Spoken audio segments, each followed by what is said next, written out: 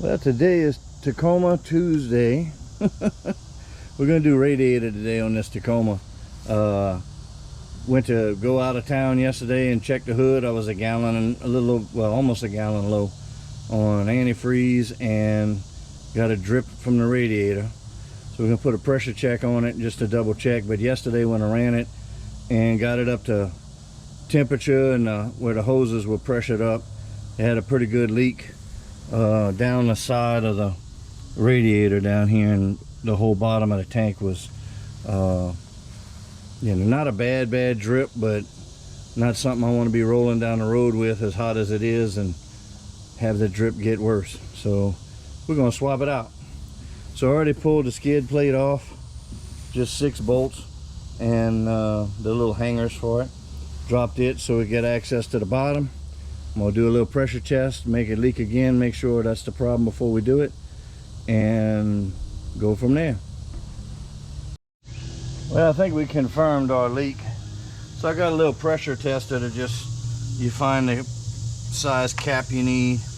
Keep an eye right here. So you just pump it up to stay in the blue. You don't want to overdo it, but if the pressure's falling on the gauge, if the pressure you pump it and it keeps falling, you know you got a leak. But these things leak around the plastic tanks. So I started pumping it up and it's leaking everywhere. So, yep, radiator time, just to confirm. So, let's get on it. Let me put this up and there we go. Let me put that gauge up and we'll start pulling the radiator.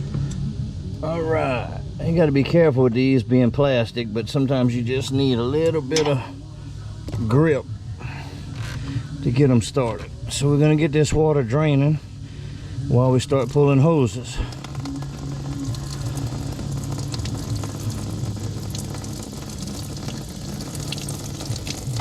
My first one on these, so this is not really a tutorial, this is just what I'm doing. But you got 2 shroud 10mm bolts on each side. We should be able to back the shroud off, start pulling hoses. By that time we should have the water drained out of it, and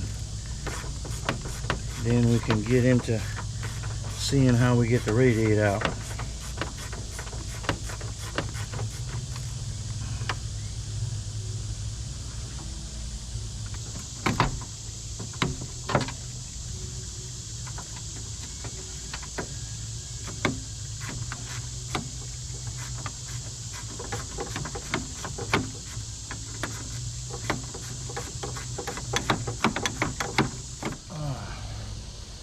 Don't know. Looks like I'm going to have to get those from the bottom. This one might not be too bad.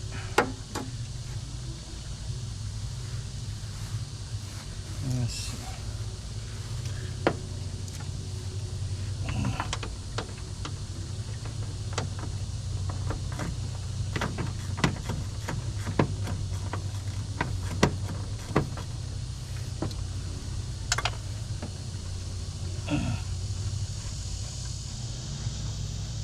Alright, let's get this upper radiator hose on.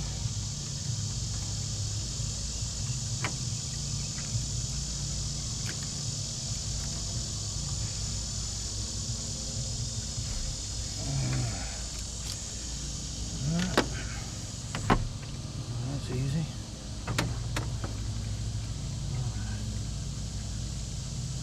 Still got water dripping. Just leave that like that.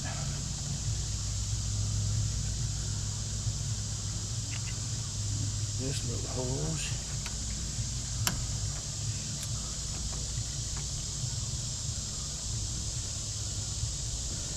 Alright. And these tins look like they're gonna come through the grill. Hope I don't have to pull the damn grill. There's one. Let's see.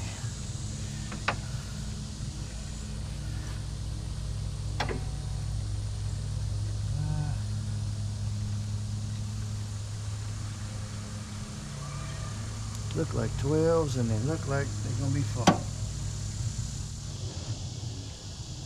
Alright, so I'm going after that 10 mil from the bottom. That's the last one holding the shroud on. And it's hard to get the camera in there. I can get the ratchet in there, but I can't hardly keep it straight, so I wanted to show you guys this. This is something I picked up years ago. It's a sidewinder, and you can use it like a regular ratchet, but what's cool is when you can't move your ratchet, you get it on there and you turn the bottom and it turns the head, so it's good to back stuff out. Cordless ratchet work good too, but I don't have one. So once I get that off, I'll show you the lines. But the cooler lines, the trans cooler lines, just pop off. They all use the little spring clips, and just for backup, I put a little line grip on there to squeeze them so we don't lose any fluid. I'll show you when after I get this 10 mil out. All right, guys, so I got a line pincher on here. That one just comes off of there. The other one comes off this angled one, and he's down here. So, and then of course the bottom hose is off. So nothing real complicated down here. That bottom 10 mil is up in here in front of the air compressor, so that's the one I just had to get. All right, let me move the fan shroud back and get to see how we're gonna get the radiator out. All right, let's see if I can show you these. You can see right there and there are the two 12 mils, and on this side, same situation. So they're coming through the grill, and it looks like I can catch one. Well, I can't hardly get it. Looks like I better catch the upper ones from the front of the grill, and the lower ones I'll probably have to get my hand up behind the bumper and get those. I'll show you a little bit more on that, but I mean, it's just 4 bolts holding a radiator. I'll show you what I can, but it's hard to get a camera shot.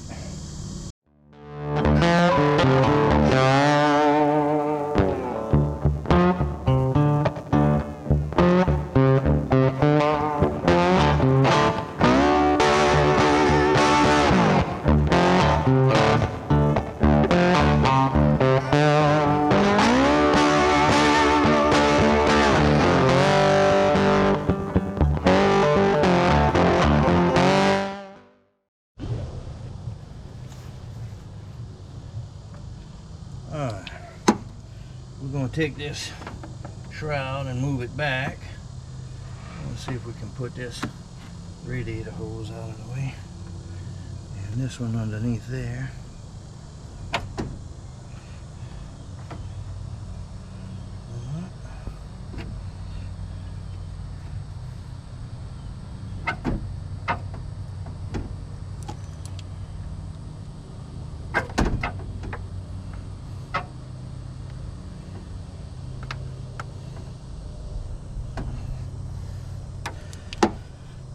Alright, so we want to be gentle and not rub any of our fins. Now we got it. Trying to get the damn fan shroud out of the way. I think we got it there. Alright. Alright guys, so these newer tanks are all plastic crimped on aluminum. So I was seeing water right here. You can maybe make a tint difference out, but you can see the cracks. There's a crack here. I'm gonna show, I'm gonna zoom in. And then of course we saw a bunch of cracking here. So around the necks are good cracking points where they usually do. And a lot of times around the upper and lower hoses, because what they'll do is they'll have a temperature difference, and over time that wears the plastic out. Let me zoom in on these cracks. All right, let me bring y'all in here kind of closer. So you can see a crack here. There's one. That might be a seam, but this is a long crack here, which I think was my main problem. And then we can see this crack here was the one that was showing up on and there's a little crack here showing up on the pressure test.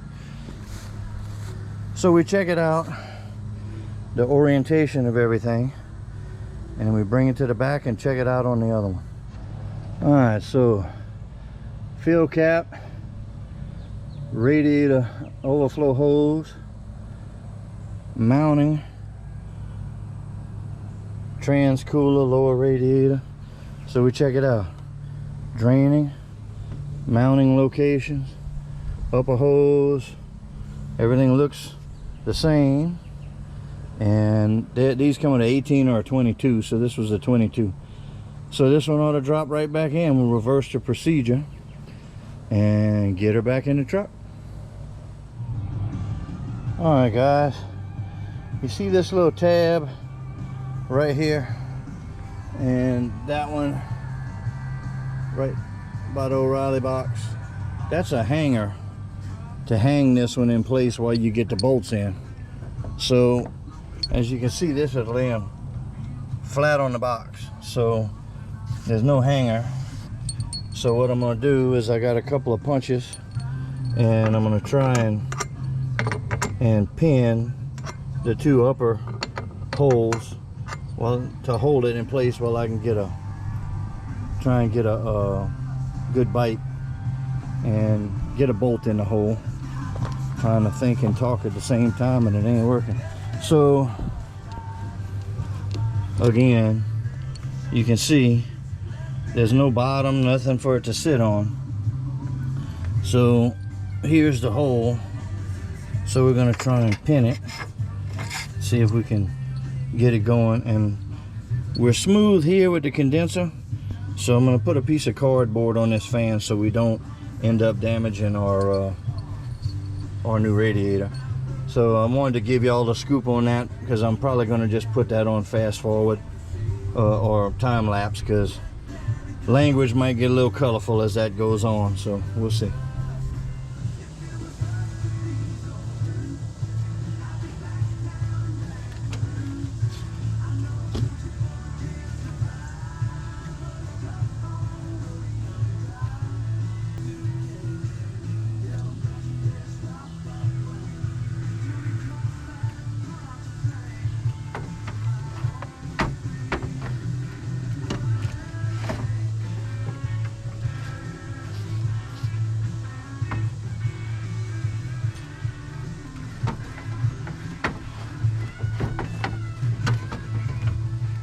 Come on, damn it.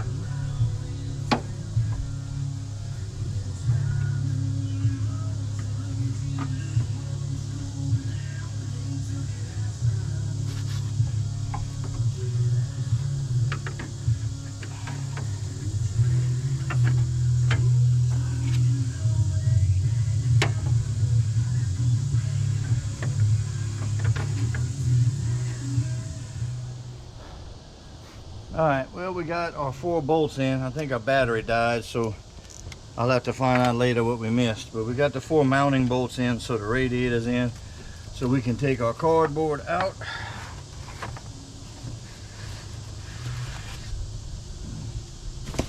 Get that out of here. Alright.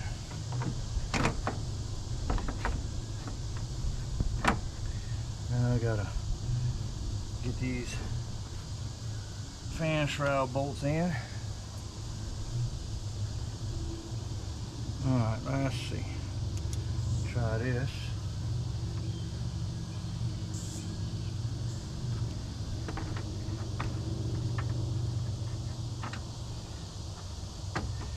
See if I can get a couple started. That's what I did on the actual radiator. I don't know if that came out, but I took some long punches, because you got to come through the grill to get to the upper bolts, and then underneath the bumper for the lower bolts. They come from the front. So I pinned the radiator in with 2 long punches to hold it, and then I caught the bottom bolts, got them started loosely, and then came up and ran the top ones in, and then went back down and tightened up the bottom. Always leave them, try and leave stuff kind of loose till everything is fitted in place. That way, if you got to jiggle something or move something, you got some wiggle room. Alright, so the fan shroud upper bolts are tight, or not tight, but in there, holding it. We still got some jiggle. I'm going to get the 2 bottom ones.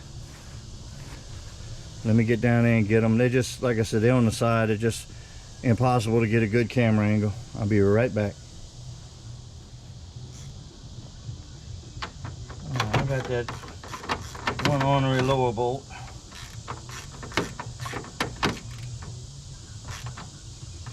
Alright, we got that one.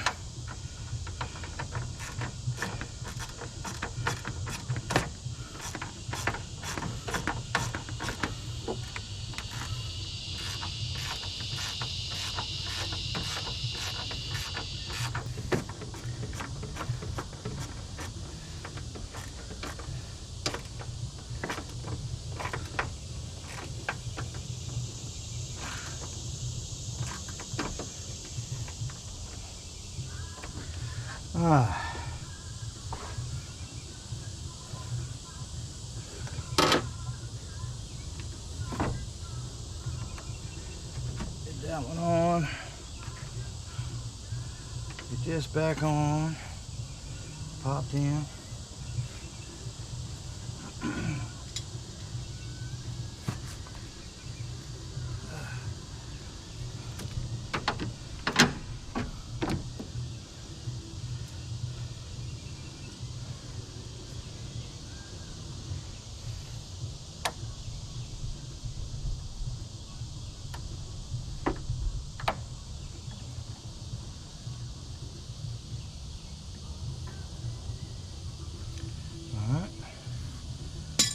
Down there.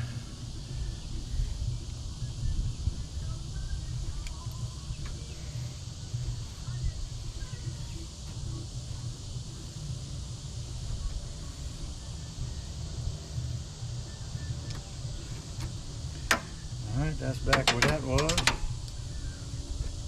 Alright. We'll get the bottom ones on. And I'll get you some footage of that. I'm just going to go ahead and stick them on, and then I'll show you. Alright, so we got this hose, it just sticks on with the little spring clamp. This one sticks on with the little spring clamp, and that too. So there's your 3 bottom hoses, and I just took my little rubber hose pinchers off. So everything should be open to flow. Petcock is closed, so we should be able to fill her up and burp her. Let's get it.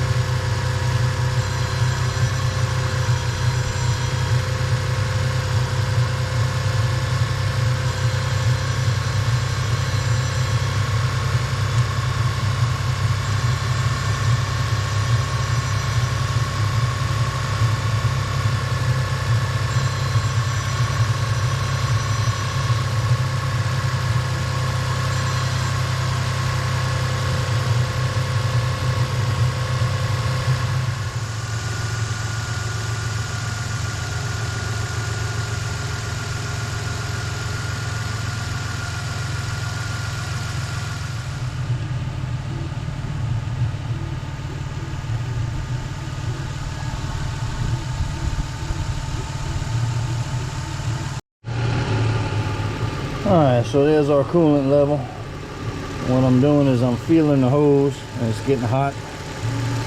I'm waiting for the thermostat to open, and you can squeeze that hose and burp the air out of the system a little bit. I'm trying not to do it too much. I need the actual radiator fill funnel. A little more better way to do it. But as long as you watch your temperatures and make sure that you don't get an air pocket either in the water pump or somewhere. There's our temp. So we had running temp. So I'll bring it up to running temp, make sure that the thermostat's open and it didn't suck any water down, which this is still right there. And then I'll shut it off and let it cool for a while. And the thermal heating and expanding of the water and contracting of the water will kind of help burp it too. Alright, we got it. It looked like it burped. Upper hose is good and hot. Water's hot in here. We got our coolant bottle filled up so that when it cools, it'll suck some coolant back in there. So we're going to let it sit for a little while and cool down, and we'll check it in a few.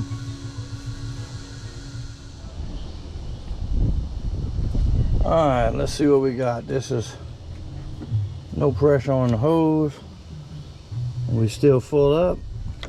I checked the coolant jug and it's good. And we're not dripping. So we should be good. We're going to take her for a ride, or make a little trip with her and get something else done. So we'll see y'all on the next project. Thanks for watching.